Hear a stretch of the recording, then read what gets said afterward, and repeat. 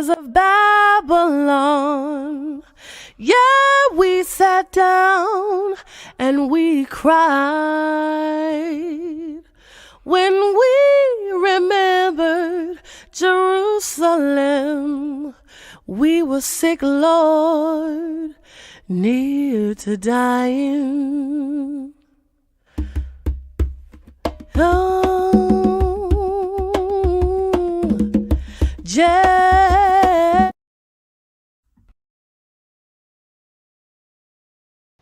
Shalom, shalom, family. Welcome to another Tanakh review. My name is Zurishaddai. I'm one of the teachers of Congregation BINAH, CHOKMAH, BINAH, located in the Red Hook section of Brooklyn, New York. Our address is 382 Hamilton Avenue, Brooklyn, New York, 11231. Thanking each one of you for tuning in and for allowing us to come to your homes and actually speak to you. We give first and foremost glory to the Most High God, King of the universe, Yehudah. It is without him, none of us would be. So we glorify his name and we magnify his name and thank him for all the things that he does for us, waking us up this morning and allowing us to be here at this moment. Giving due respect to the leadership of D.C.B, even my brother, Chief Prince Yisrael Ben Yisrael, praying that the Most High God be with him and his family. Bless him, that the Most High be with his household. Keep them and protect them. At this time, we're going to move straight ahead, and we're going to hear from one of my teachers and one of my mentors, even Nasik, Zurishaddai Ben Yehudah. How are you, Nasik? First of all, I give praise to the Supreme Intelligence of the universe, God of my forefathers, God of Abraham, God of Isaac, God of Jacob. Due respect to the platform more on the D.C.B channel platform, spiritual leader, Chief Prince Yisrael Ben Yisrael, the host Chief Uzael, to the princes, chiefs, Connie, Maureen, Rabbinate, brothers and sisters and visitors. I greet you all in the tongue of my forefathers. Shalom Aleichem, and an early Shabbat Shalom. I like to say, Adonai Sabtai Di Takupi Agi Tia Theaka, O Lord, on my lips, my mouth shall declare thy praise. We'll be going over Psalms 3 in relationship to the Sidra YAH. Now, YAH actually starts at the 28th chapter of Genesis, the 10th verse, and it goes to the 32nd chapter, 3rd verse. They have two Haftorahs, one for Ashkenazi and one for Sephardim. The Haftorah would be out of the book of Hosea for Ashkenazi, which would be the 12th chapter of Hosea, 13th verse, and goes to the 14th chapter, 10th verse. And for the Sephardim, those that follow that particular custom, Hosea, the 11th chapter, 7th verse, to the 12th chapter, 12th verse. So what we left off at last, we left off at Yaakov getting ready to leave the land on his way out to try to flee from his brother Esau under the mission of getting a wife, as well as fleeing from Esau, his brother. His mother has played a major role in the episodes of those stories with the blessing. We know that one of the interesting things I didn't speak on last time was that when Esau said in his heart, time for mourning for his father's at hand, then he would slay his brother Esau.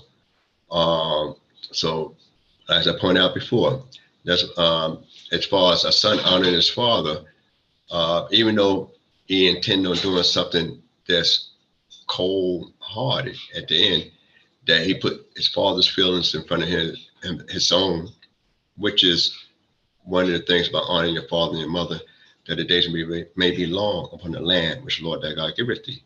So he exercised that kind of love and honor.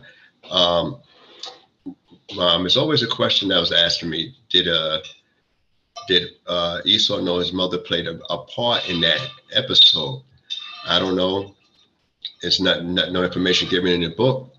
I would say basically it wasn't that he would not know it. That his mother actually played a role in it. Everything seemed to center on his brother Yaakov. And another thing, that how did Rivkah find out that what Esau has said in his heart? And there's always a question about it. There's many commentaries in reference to that.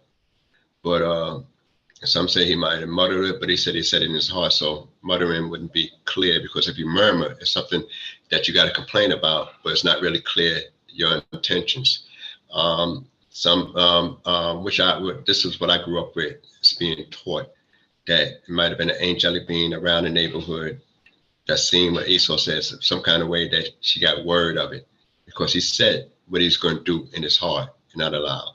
It's almost like Mother Sarah laughing in her heart, and not allowed. So we know that even the woman Hagar, who met an angel when she was, matter of fact, which is interesting, is that Hagar, the mother of Ishmael, is actually the first individual female that actually met an angel. That's something interesting to note. We know that the angels actually appeared at Abraham's door in the Sidra Wa'era, and they asked concerning Sarah, Abraham's wife at the time, for the change name now to Abraham, in reference to her being, and then prophesizing that a certain time next year that she would have a child. We know that. So we could assume that Rivkah herself encountered some angelic being, whatever, to be able to tell her what what Esau has said within his heart. What's interesting also is that there's always, I've been asked certain questions in reference to in the past, that if Esau and Jacob would have had a confrontation, which you're going to read about in the Sidra next week, if they really got into a battle, who would win in a physical battle, a head-up, so-called fair fight? And we know that Jacob, as we just going ahead of the story, later on, he wrestled an angel. The only man in the history that you read about that actually had a physical wrestling with an angel and come out with some kind of injury. Well, I like to go back to the prophecy, and this is what I share with people when they ask me if they actually got into a real physical confrontation. It said, the stronger shall serve the younger. And if the stronger shall serve the younger, that's obviously, to me, says that Esau was physically stronger than his brother Yaakov. And usually when people are stronger than you, and you feel that you had to have a confrontation with them, you don't match them strength for strength. You match them with subtlety. You try to use cunning in order to outwit them and try to gain the victory. Because it says right then and there in the beginning, that was told to Rivkah when she was carrying them, that the stronger shall serve the younger. So that means that they both didn't have equal strength physically, as far as concerned. But not taking away from Jacob's strength when he, as we read about a little bit in the story when he get ready to leave out. Now, the story of why you say, it covers a lot of things. I'm just going to give you a little highlight. When you get ready to leave out, he has a dream, later on it talks about, Leah's wife bearing 4 sons. And you have other sons and daughters in there. Also, all his children's born in this particular Sidra. He outwits Laban, and then we read that he flees from Laban. Then we read also, and within this particular portion, Laban and Jacob, makes a covenant of peace. And then we know that Laban and Jacob part as somewhat friends, however we might look at it like that. So I'm not going to go through the whole thing as normal, because I'm going to be, covering a couple of things. I like to bring out some food for thought as we go through it. But what's interesting is that And I'll read from the beginning. It says that, and Jacob went out from Beersheba and went towards Haran, and he lighted upon the place and tarried there all night, because the sun was set, and took one of the stones of the place and put it under his head, and lay down in that place to sleep. And he dreamed, and behold, a ladder set up on the earth, and the top of it reached to heaven. And behold, the angels of God ascending and descending on it. And behold, the Lord stood beside him and said, I am the Lord, the God of Abraham, thy father, and the God of Isaac. The land wherewith thou liest, to thee will I give it, and to thy seed, and thy seed shall be as the dust of the earth, and thou shalt spread abroad to the west, and to the east, and to the north, and to the south. And in thee, and in thy seed, shall all the families of the earth be blessed. And behold, I am with thee, and I will keep thee whithersoever thou goest, and will bring thee back unto this land. For I will not leave thee until I have done that which I have spoken to thee of. And Jacob awoke out of his sleep, and he said, surely the Lord is in this place, and I knew it not. All right, so now what we have here in a few things is that this is going to be Yaakov's first encounter with the Creator.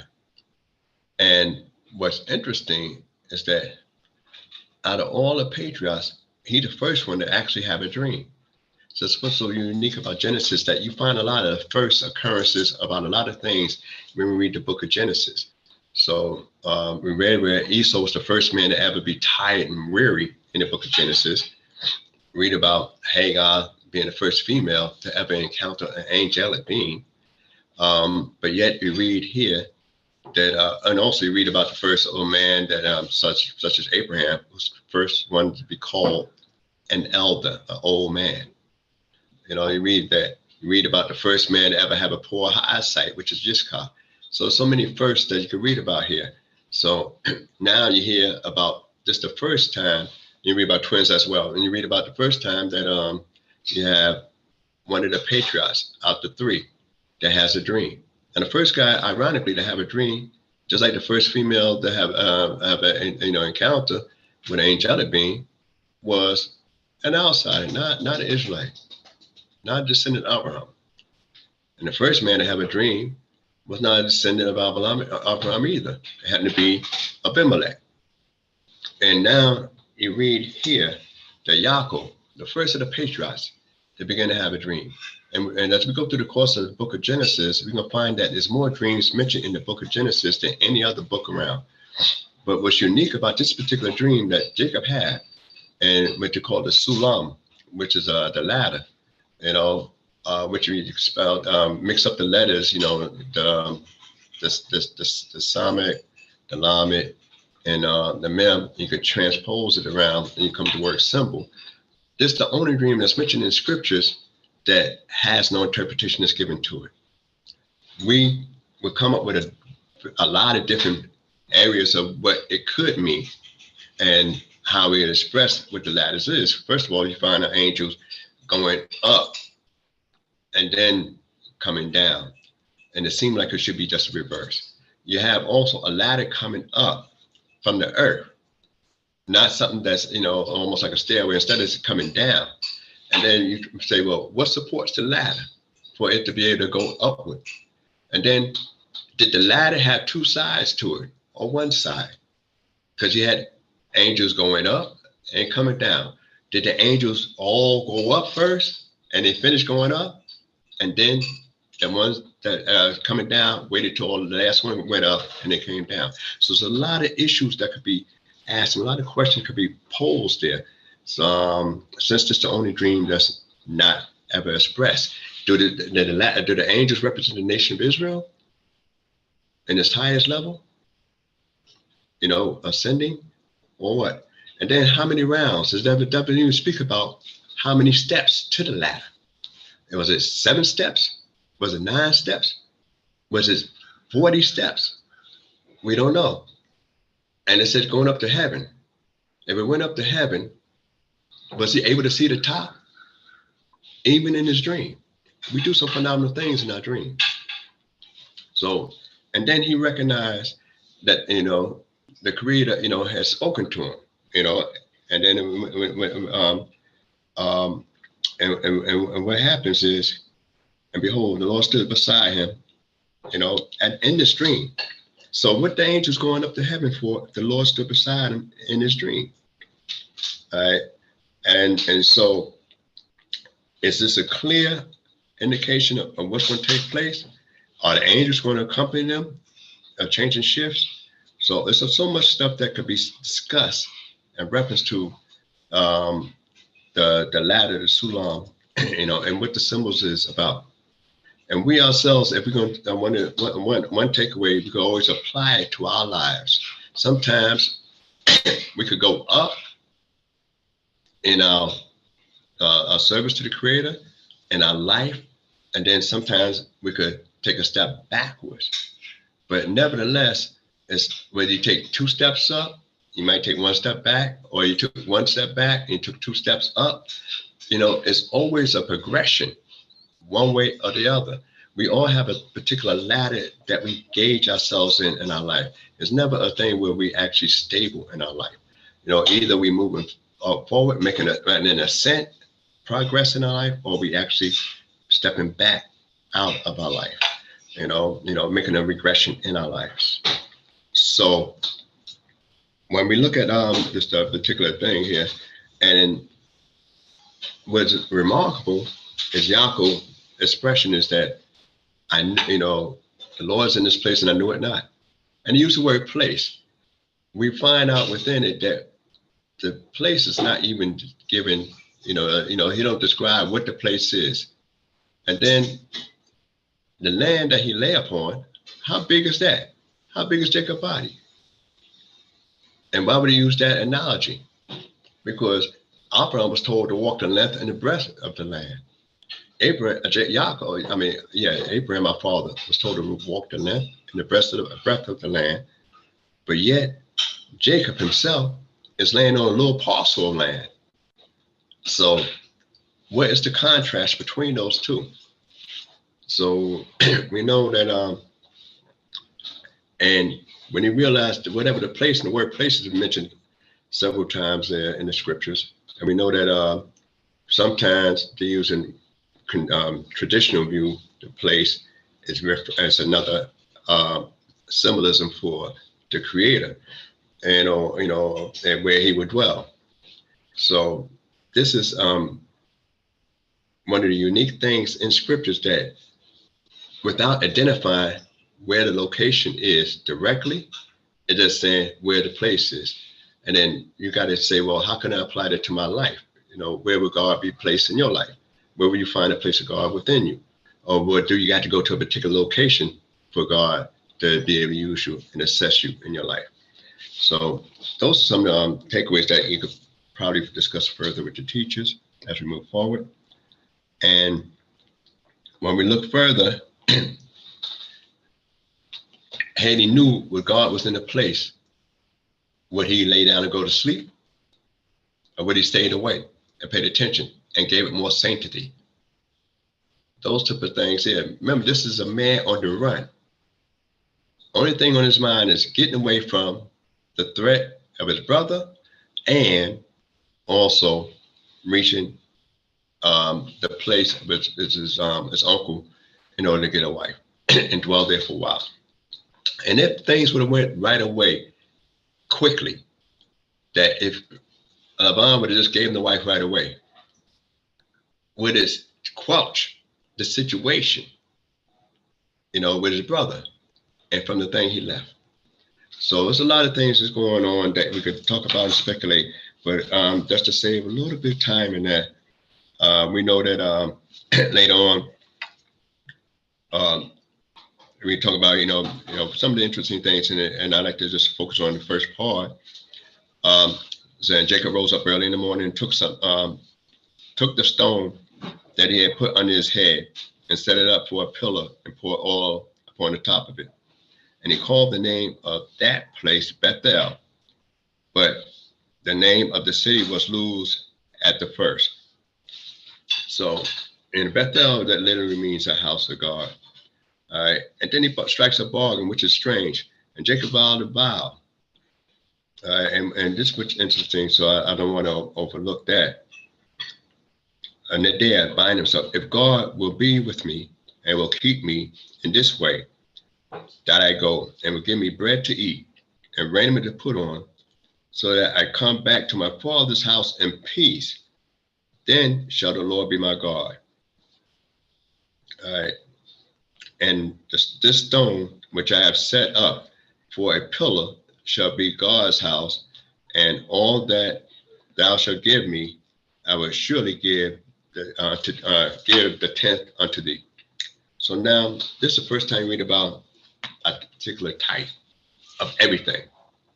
Now, tithe is usually a specific area of within our law later on, but in this particular case, Yaakov expressed the tithe as anything, a tenth of anything I have, you're gonna get that, including say children, So we got look at this here, this contract that Yaakov brings.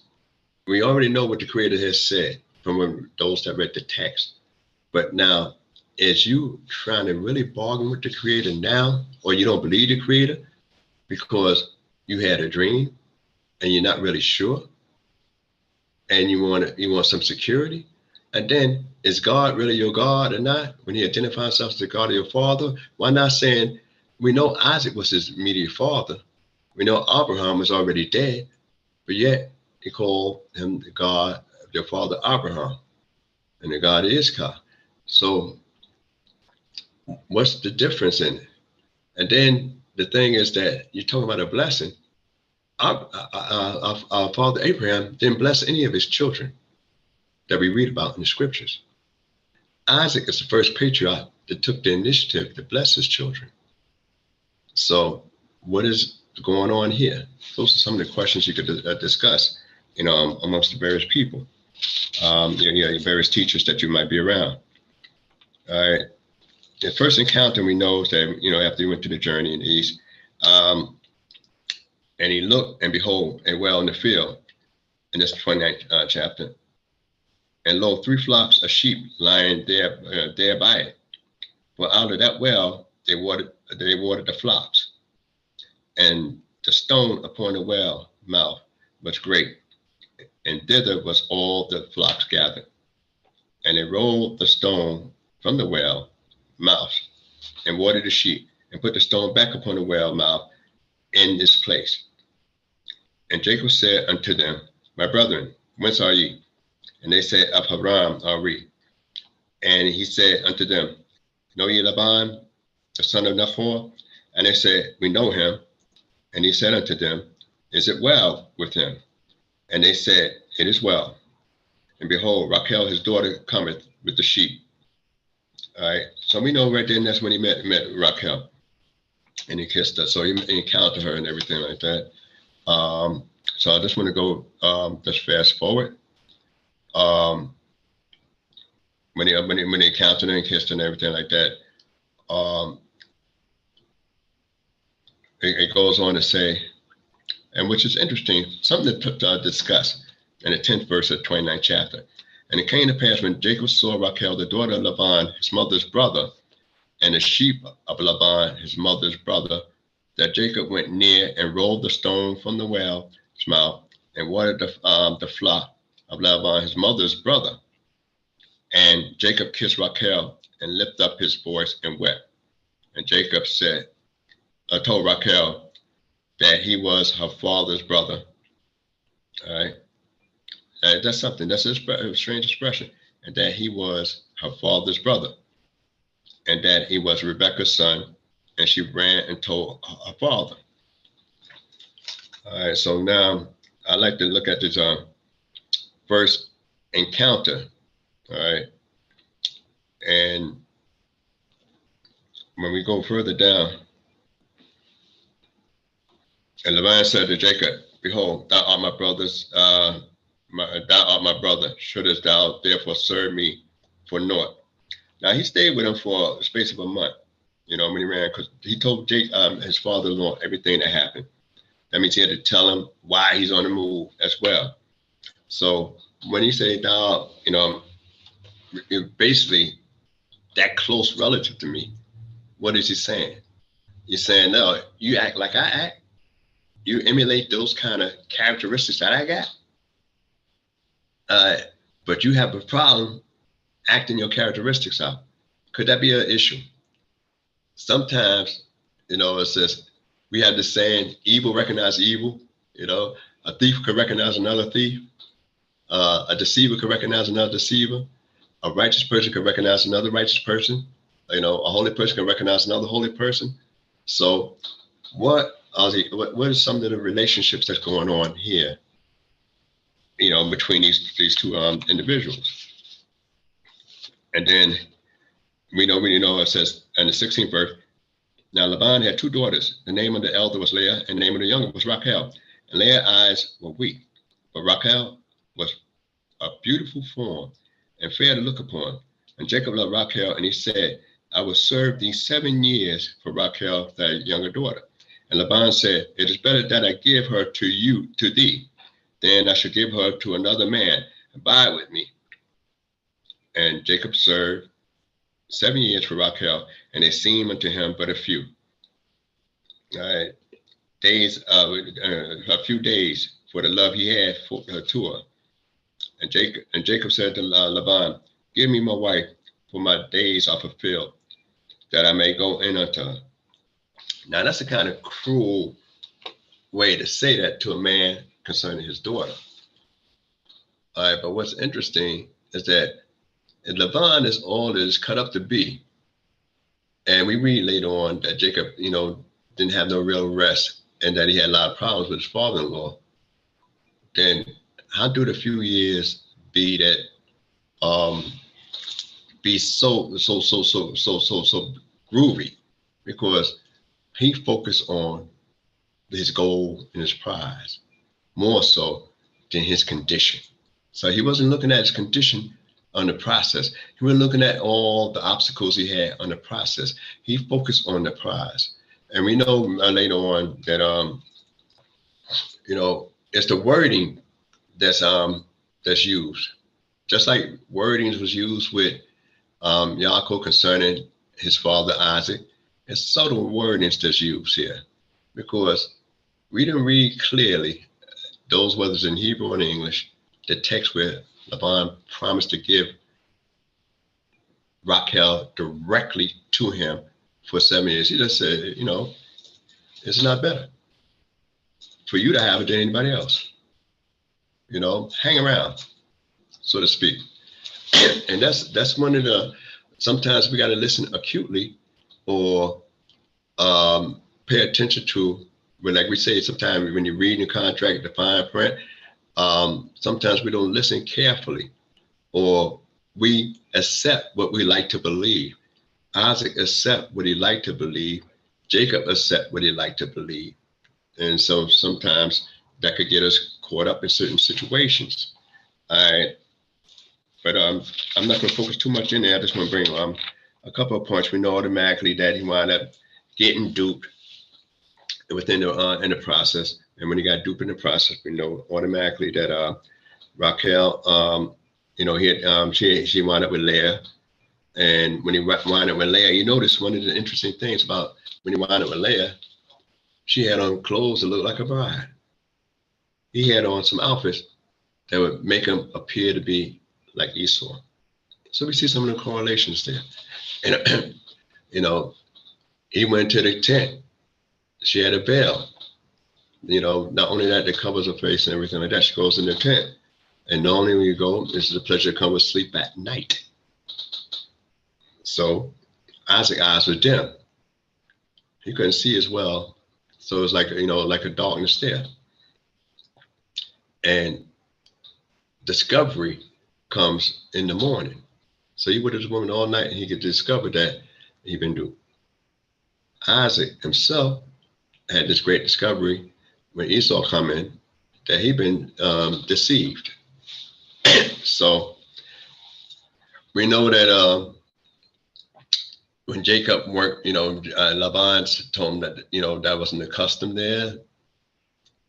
And the way Jacob, when we look at the reply that Jacob had to Laban, his uncle, in reference to the atrocity, it's the wording you got to pay close attention to. So I ask you to go over the wording again and notice some of the things that Jacob will realize what was said and how it was said. So that bears some discussion as well. So much stuff to go on in the Sidra. Won't be able to get to a lot of stuff, but those are some of the things you might pay attention to. And what did he hate about Leah? That God opened up a womb, but all the matriarchs would have been barren.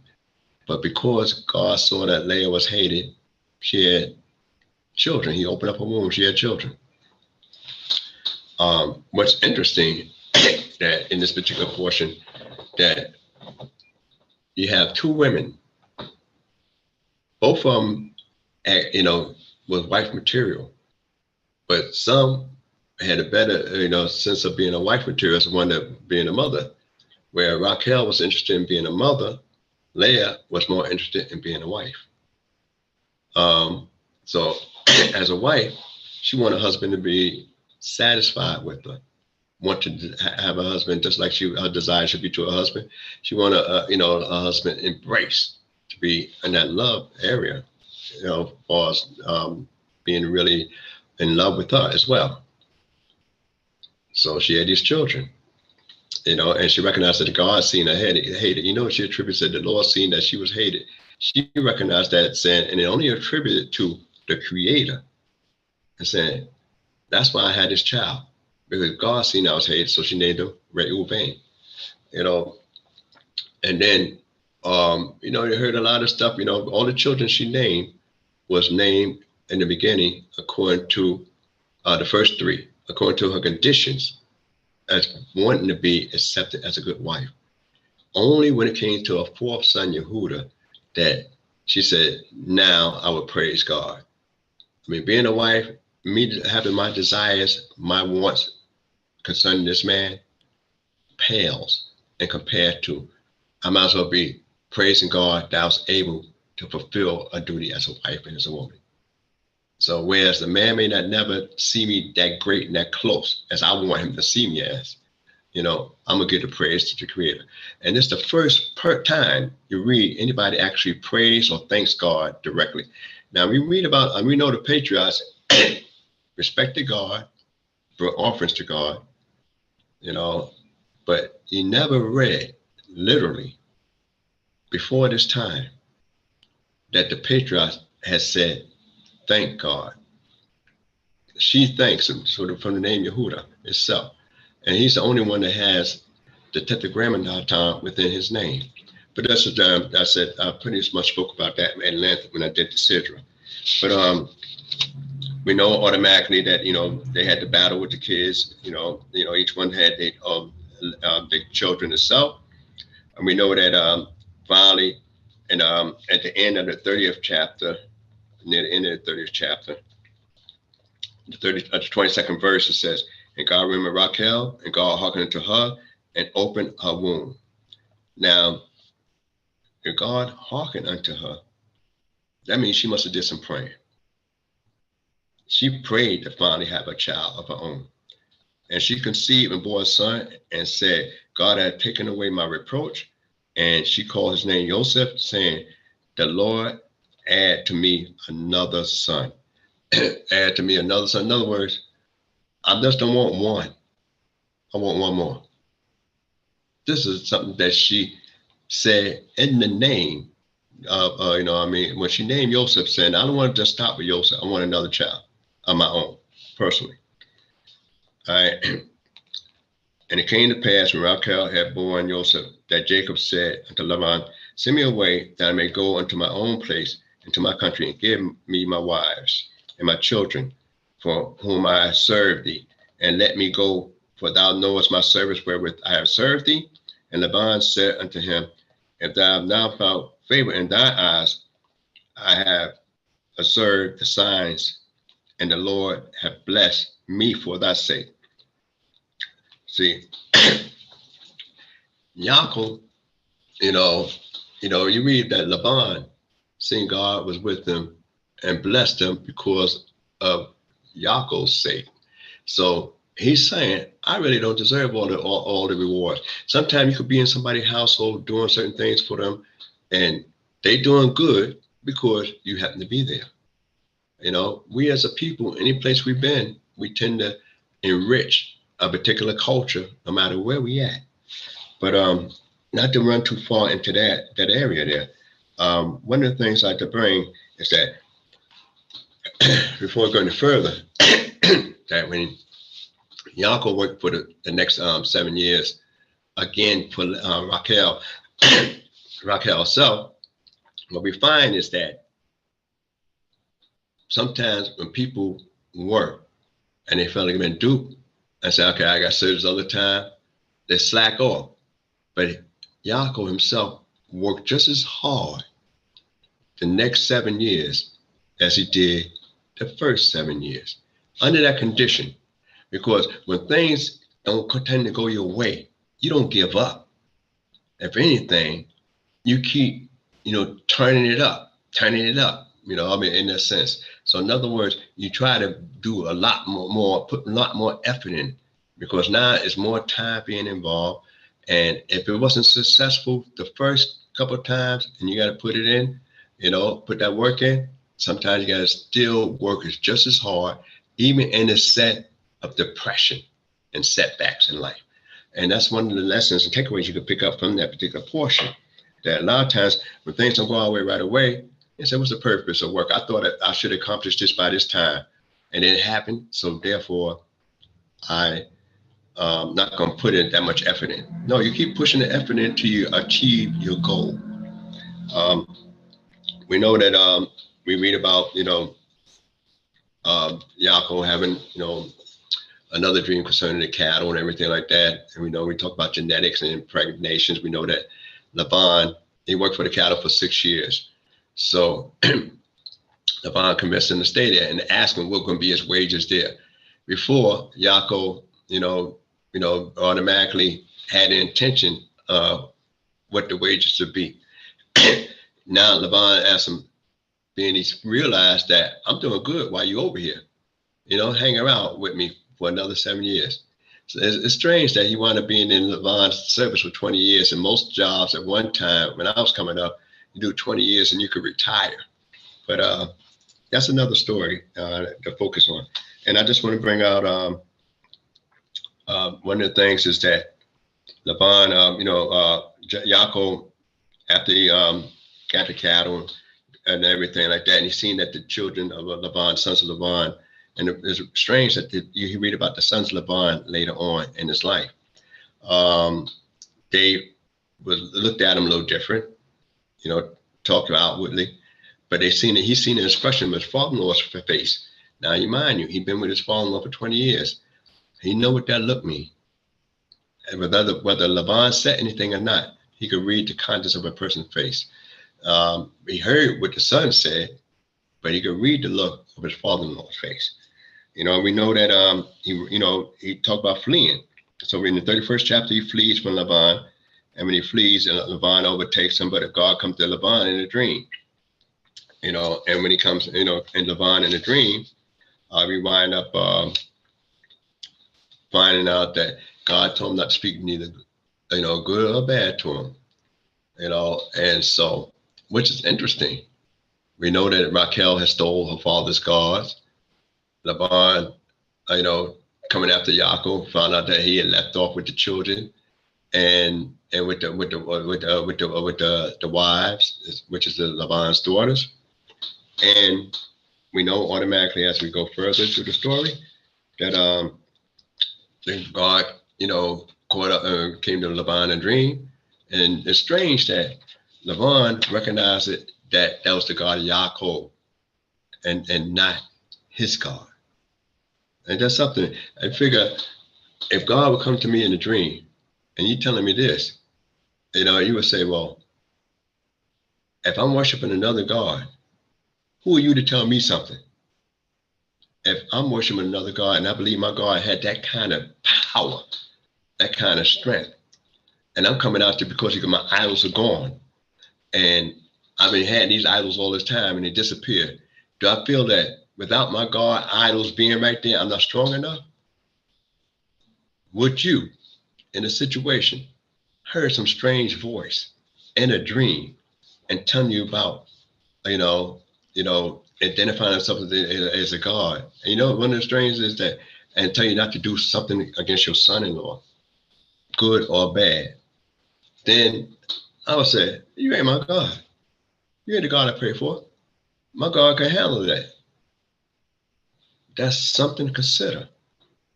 Why would Laban respect a God that he don't worship as opposed to a God that he worship? And so this should bring another thing about idol worshiping. When we look at the issues of idol worshiping in the scriptures, we'll find certain things that's going on in the idol worshiping world. Do you really believe in those images that you have? And then we find out the last part is that they made a covenant. And when they made a covenant with each other at the end, because Search, he used a thing, and he said, "Your God came to me and told me, not to do this or that, the other." We know automatically that Laban is actually saying, I could hurt you. I could put some hurt on you. If your God didn't come to me, I would have did some serious hurt. But what we have in our way of life, if you give a servant a wife and they have children, the wife and the children belong to you. That's in our way of life later on, especially if it's a stranger to you in that sense. But we have certain laws that's developed from this. But last thing I'm just going to fast forward is the last part of the 32nd chapter, the 3rd verse. Better yet, the 2nd verse of the 32nd chapter, as the Sidra ends out, and it says, I better come from the beginning, 32nd chapter from the beginning. And early in the morning, Laban rose up and kissed his sons and his daughters and blessed them. And Laban departed and returned unto his place. And Jacob went on his way, and the angels of God met him. And Jacob said, when he saw them, "This is God's camp." And he called the name of that place Machanaim, which means a dual camp, a pair of camps of angelic beings. That's something different. That's something to consider, that why you got a camp of angels right there. And it only appears now when you reach a certain area or spot, in your life. He had a dream about the ladders, but he encountered this actually here when he made, in reality, so to speak. And was he the only one able to see it? The children, everybody else with him couldn't see that this is actually, God's camp, and called the place Machanaim. But what's interesting is that, to show the contentment Laban had, that he kissed his daughters, his sons and his daughters, and he blessed them. So that means that he was for his children being successful, even in a strange place. Sometimes when people separate from their native area and homeland from their father and decide to take a different path, sometimes the father don't throw a blessing on them. Even if it's against what they like, they don't consider them as part of, I want the best for you in life. Sometimes people get jealous in your own family. Your parents might, which is really absurd, but, really, rare. Well, I don't know how rare it is, but it's really not a good thing. But it happens in societies of today. Sometimes the parents will get jealous over their children, instead of wanting the best for their children. And you have people like that, but that's not normal. The normality is the parents should want the best for their children. Laban, even if their children taking a different lifestyle, a different road, you want the best for your children. And that's something to take away, if we could take from that. So I'm going straight to the book of Psalms, the 3rd chapter of Psalms, which is only 9 verses. So that's pretty much why I spent a little time. But up 12 was Hosea. And Hosea was actually a contemporary, a different guy, such as Isaiah. And one of the things is about Hosea that he had some real impactful stuff he talked about concerning, Israel and the Northern Kingdom. But the difference is that he don't have much to say compared to Isaiah and other prophets. So they put him in amongst the minor prophets. But when you read the story of Hosea, and you read, the prophecies that he laid out for the children of Israel, you find out that it's much more impactful, than a lot of other prophets of his contemporaries that he lived during that particular time. So we're gonna go in the book of Psalms, the 3rd chapter, and normally we go into the book of Psalms, those 9 verses. I always said you're gonna find something that correlate to the Sidra. So we got the 3rd Psalm. We're gonna start off right here. You got it, Chief? All right. So, all right.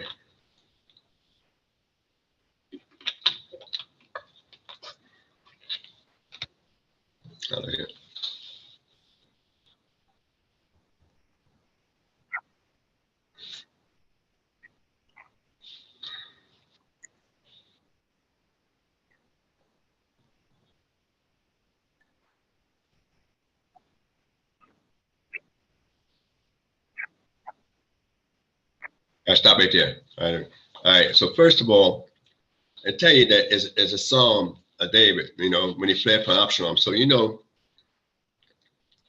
but as the Psalm come off, the 3rd Psalm says, Mizmor le David. All right. So Mizmor from the word Zimmerah, which means a song, actual song. So now, who sings a song when you're on the run? Who cheered himself up with a song on the run? And then we read prior to that, in the second psalm, the beginning of the second psalm, it says, "Why are the nations, in an uproar? Why do the peoples mutter in vain? The kings of earth stand up, and the rulers take counsel together against the Lord and against his anointed." So just the psalm before that, you read about world catastrophe and the world standing against you. It's almost, most people in tradition try to say, well, it's almost like the Gog and Magog story, so to speak. Everybody in the world is against the people of God and his anointed. So now it seemed like that seemed more terrifying than this particular psalm. But yet David didn't talk about he had to flee when everybody is against the Lord. And now all the nations took counsel and get together and want to go against, the Lord and the anointed of the Lord. He don't have to run from that. But yet in his own household, he said, look, I had to flee. I had to leave up out of here. Now that is something that's unique, that I could stand the world catastrophe and nations fighting, all the nations of the world gather up against me, as opposed to one in my own household. I got to step away from that. And Absalom was, when we know the history of it, Absalom himself was a, handsome individual. And David, was pretty light on his children, never scolded him. Absalom, to say Absalom killed his brother because of an incident with his sister. And David didn't chastise the brother or Absalom for that incident. We know that all this stuff took place when David messed up in the matter of Bathsheba and Uriah the Hittite. We know that David sent for Absalom, but said he couldn't see his face. So how long was it that Absalom was back in Jerusalem, back in the neighborhood, and couldn't stand before his father? So it's that kind of tension. And then David was a warrior, and you figure he's up in age, and he knew about the prophecy that Nathan told them in reference to the sword would never part from your house, simply because of the atrocities that you did back then concerning that matter. And then one of the things that when he told Joab to back away from Uriah the Hittite, that you got other casualties of people and servants that saying, look, that's my guy there. I'm not going to leave him. I'm balanced. So everybody's not going to retreat at the same time. Joab had the letter. Not everybody had the information. Everybody didn't get the memo, and they could see people backing off, but sometimes a guy might have helped you out in life. And you say, well, he helped me out and saved my life. I just can't leave him like that. So you're going to have a lot of people that was, that David was responsible for just to cover up a certain action that he did, though he was trying to get this one guy out the way. All right. But yet, when he came, so Absalom, when he came back and didn't see his father's face, some may say 5 years. We don't know how long it was directly, but that caused a trauma. I'm your son. I'm in the neighborhood. I'm outside the palace, and I'm not allowed in to have an audience with you. So he stood outside and won the hearts of all Israel. So David lost a lot of key figures when Absalom started doing this political talk out there. And Absalom got powerful enough where David had to leave the throne. And when David did, instead of saying, I'm going to fight Absalom directly, I'm going to stand and hold my ground, he decided to say, I'm going to make up a song concerning this situation. Now, that is something to consider, where his head was. And let's look into the psalm and see what it's talking about. So now we read what some of the correlations we could see is Yaakov fleeing somebody from his household. So he fleeing from his land to go to Syria because of his brother Esau. And here it is, and they was twins. And here it is, you got David himself fleeing because of somebody to come up his own loins, coming to try to take him off and kill him. And David would never even put a hand and raise a hand against his son. And he had some warriors with him. So let's pick it up from the 4th verse.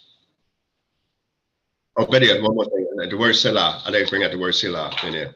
Selah itself is used, more so than a lot of times in the Psalms, we never know what it means. It's always controversial what it is, but we know it's a musical, it's settled for a musical note. We don't know exactly what it means at all. It's always controversial on one side or the other. But what is important here, if we get past the word Selah, even though it's mentioned about, I guess I forget how many times, but ostensibly, but mentioned only 3 other times outside the book of Psalms, and maybe about 75 times, in the book of Psalms itself, this word Selah. But we know automatically that when we look at the situation, it used the word in the beginning, when it says the tormentors, and use the word Sarai, Rabin, rise up against me. All right. Saw itself, Zadik Resh, it has a connotation, not only just a rock, but it has a place between a rock and a hard place. So when we look at, we get a similar thing when we say Mizraim, so to speak, between narrow borders. But when we say a rock and a hard place, I'm between a rock and a hard place, right? The word for rock is sword, and Zar is like a hard, it's like a narrow constriction. So these are the things that you find that word used basically about 30 times throughout the book of Psalms and stuff like that there, in reference to, it could be, in the sense of an adversary, a hard place, hard times, and also could be in the sense of a fortress, depends on the use of the word. But this was going on. All right, so that's interesting to notice about that particular word there in the beginning of the song. All right, fourth verse. Verse 4, it reads, But thou, Yehovah, art a shield about me. My glory am the lifter of my head. With my voice I call unto Yehovah, and he answereth me out of his holy mountain, Selah. All right, hold it there. Now, when Yaakov first had, when lay down to go to sleep, all right, one of the things we talk about, we talk about the shield. Morgan is a shield. All right, so, but thou, Lord, art a shield about me. We always talk about the shield of David. We read about the shield of Abraham. We don't know what the shield, what the symbol looked like, what was on it. We read about, and today we have what they call a triangle, one, interposed with one another. One, the the apex is pointed up, the other one, is downward, and intermingle one another. There's a lot of different expressions and symbolisms that they try to express, consider the shield of David. You got, say you got the wine called Morgan David, the shield of David, and they say, well, okay, what is this shield's about and everything? And some of them would say the triangle downward, but pointing up was us trying to ascend to God, and God is the triangle going downward, interposing with us. They got other things they're saying about, the 6 triangles on the side with 6 days a week, and then in the center, it centers around the Shabbat, because that's what their whole world is about trying to get that kind of rest. We don't know, but one of the things, we find out that it tell you that, that the Creator is a shield about him, and send the glory, my glory, and the lift of my head. All right, so now, what Yah could do when he laid down? He got some stones by his head. He used the word stones, then a stone, and he anointed a stone. But if you worried about protection, because a lot of people would say I'm protecting myself. First of all, I don't use a stone as a pillar, because it's kind of hard. But if you've got stones about your head, what about the rest of your body? What kind of protection you got on the rest of the body? So is the head is the main thing you're trying to protect? And why the head as opposed to the rest of the body? So those things there, it's something that is discussed as you're going forward, but you could see some of the correlation between this and the Sidra that we just read, why you say. And then it goes on to say, with my voice I call unto the Lord, and he answered me out of his holy mountain. All right, so Yaakov, made a compact, with his voice, and David himself said, that this is a song, and with my voice I made a contact with the Lord. So one of the things is about, we know David's background, and David knows his background, and David's up in age, but he never got to a spot in his life where he'd say, I can't turn around and ask God for help, knowing even my background is bad, my background is tainted, but I need God, and I want to turn to God. I need your assistance now. So it's when people think that in our way of life that we're so removed from God, there's we can't come to God for forgiveness without the sacrifice and everything like that. David himself letting us know that this is a formula that he did.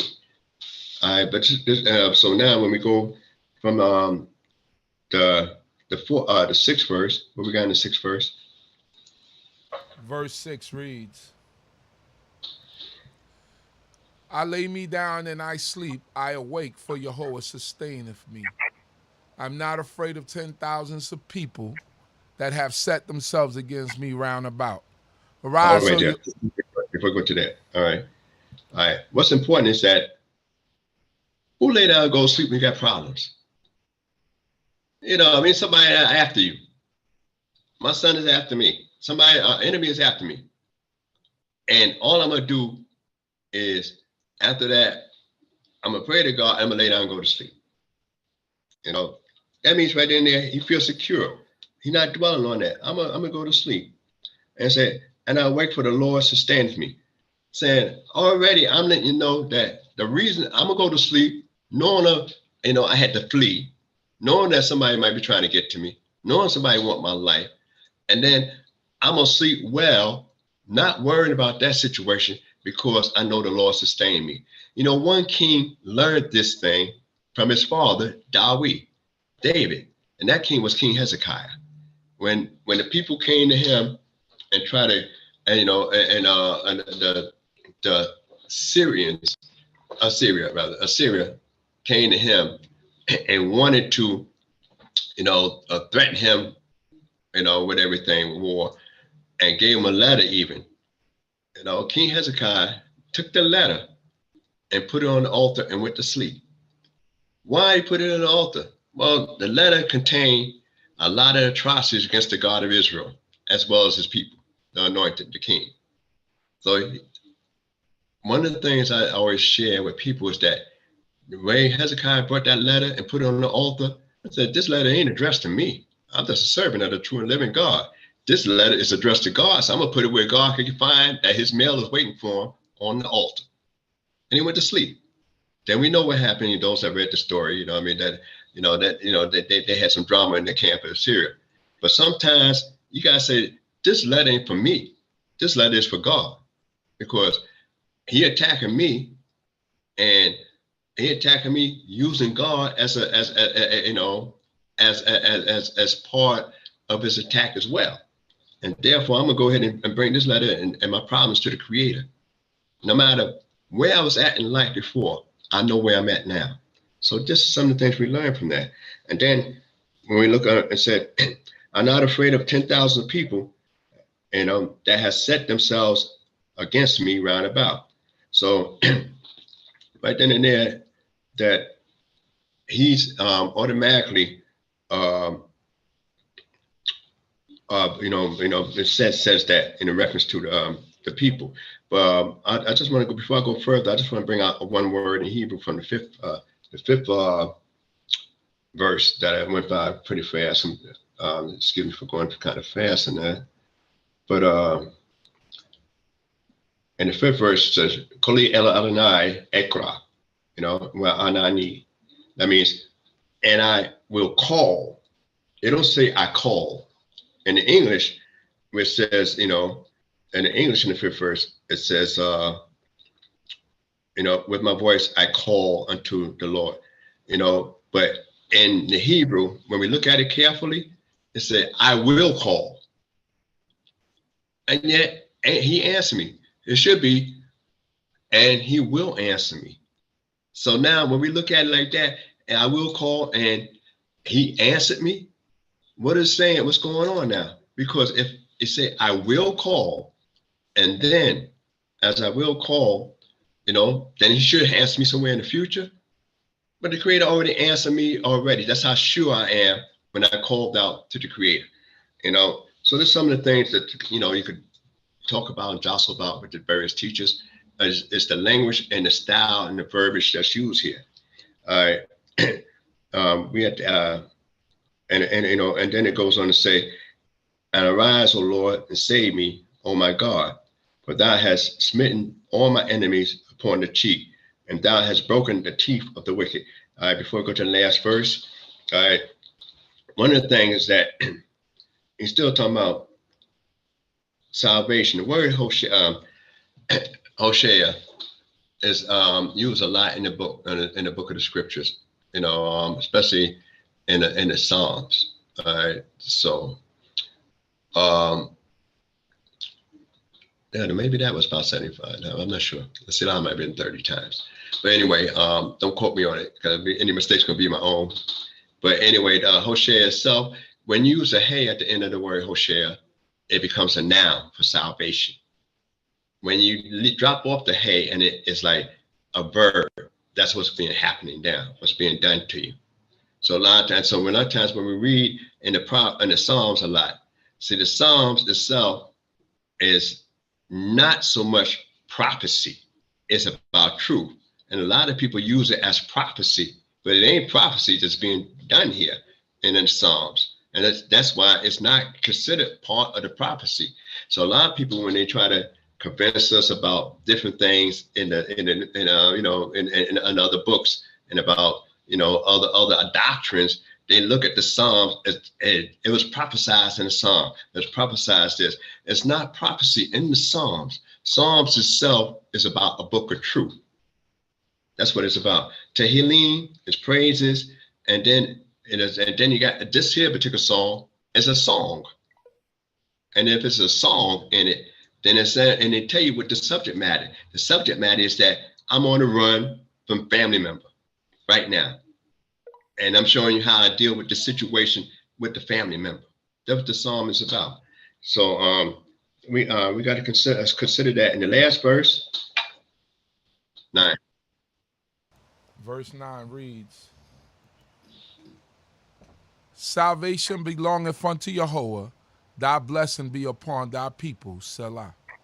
All right. So they let you know that the salvation belongs unto the Creator himself.